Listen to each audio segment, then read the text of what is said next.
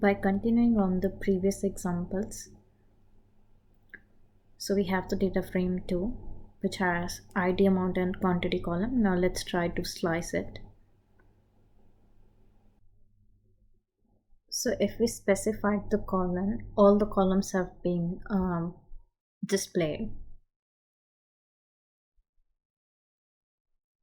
So 0 to 2 are the rows from 0 to 2. We got the 3 rows as the rows start from 0.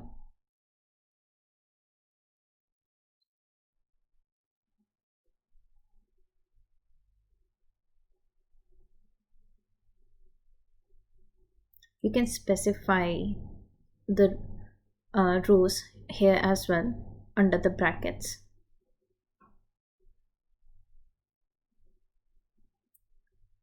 And we can specify the columns that we want.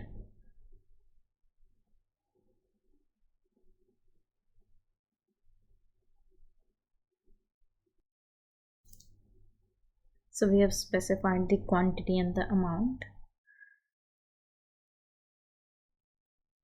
It should be comma. And as you can see, except the 0th row, other 3 rows have been displayed.